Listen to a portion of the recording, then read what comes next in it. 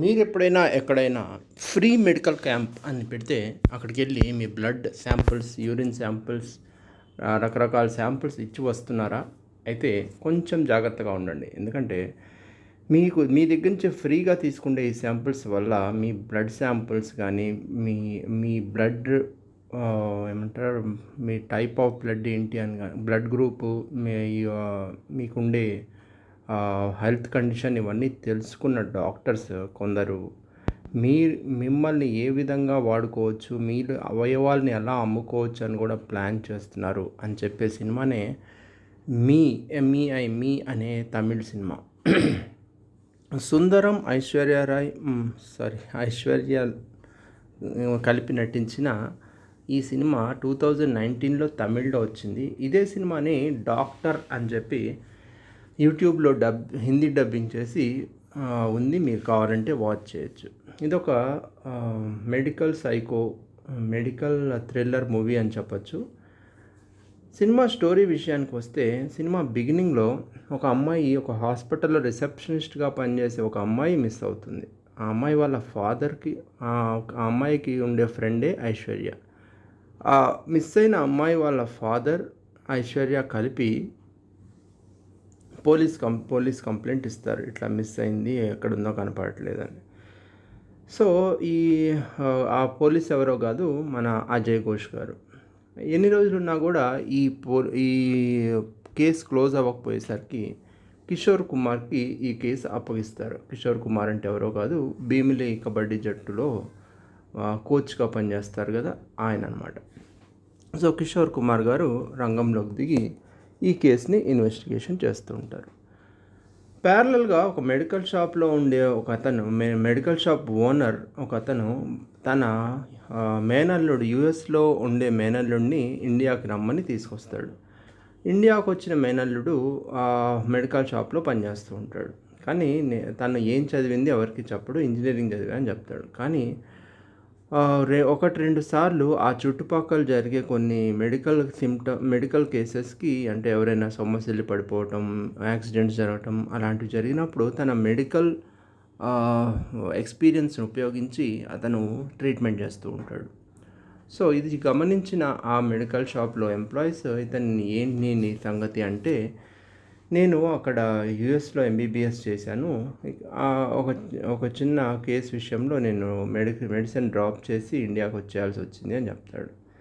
అది తెలుసుకున్న medical shop employees అంతా వచ్చిన కస్టమర్స్కి ఇతను యుఎస్ రిటర్న్ డాక్టరు, మీకు ఏది కావాలన్నా కూడా ఇతన్ని కాంటాక్ట్ చేయొచ్చు అని చెప్తూ ఉంటారు. అలా వచ్చిన మెడికల్ షాప్కి వచ్చిన పేషెంట్స్ అంతా ఇతని దగ్గర డైరెక్ట్గా ట్రీట్మెంట్ తీసుకుంటూ ఉంటారు. కథ నడుస్తూ ఉంటుంది. కిషోర్ కుమార్ మిస్సింగ్ అమ్మాయి ఎలా మిస్ అయింది అని సీసీ కెమెరాలు పరిశీలిస్తూ ఉంటాడు. ఆ సీసీ కెమెరాలో హాస్పిటల్ నుంచి ఆటో ఎక్కిన అమ్మాయి 2 కిలోమీటర్ల రేడియస్లో వరకు మాత్రమే ట్రావెల్ చేసిందని, ఆ తర్వాత మిస్ అయిందని, ఎక్కడ మిస్ అయిందో అర్థం కాలేదని తెలుసుకుంటాడు. ఆ తర్వాత ఏం చేస్తాడంటే, ఆ 2 కిలోమీటర్ల రేడియస్లో ఉండే ప్రాస్టిట్యూట్స్ని ఎంక్వైరీ చేస్తాడు. ఐశ్వర్యతో పాటు సింగిల్గానే ఎంక్వైరీ చేస్తూ ఉంటాడు.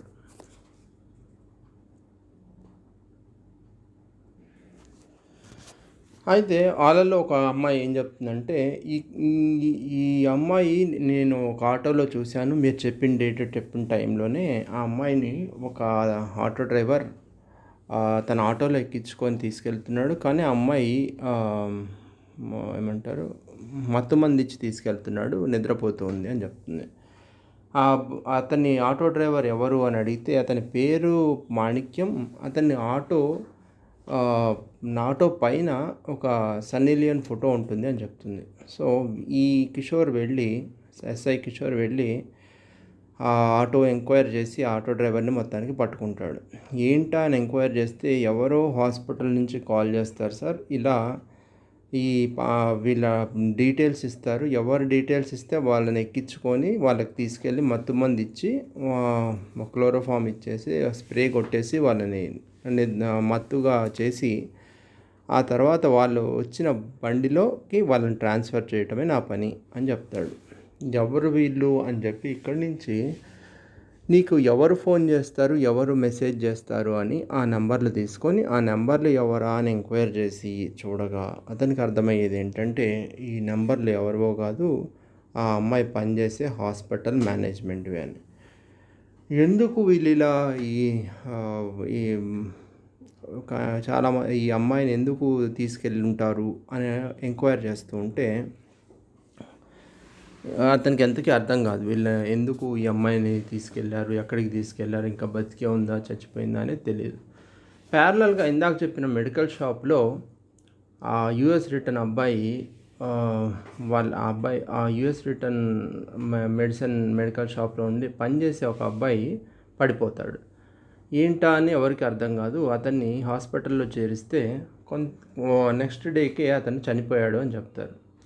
ఎందుకు చనిపోయాడని మీడియాకు తీసుకొచ్చి అడిగితే ఆ డాక్టర్స్ చెప్పేది ఏంటంటే, ఇతను ఇక్కడ రాకముందే ఒక ఇంజెక్షన్ ఇచ్చారు. ఆ ఇంజెక్షన్ వల్ల పొటాషియం క్లోరైడ్ సంథింగ్ చెప్తారు. ఆ ఇంజెక్షన్ వల్ల ఇతను చనిపోయాడు అని చెప్తారు. కానీ ఇతను ఇచ్చింది ఆ ఇంజెక్షన్ కాదు. సో వెంటనే ఈ యూఎస్ రిటర్న్ అబ్బాయిని అండర్ గ్రౌండ్ వెళ్ళిపోమని చెప్తారు.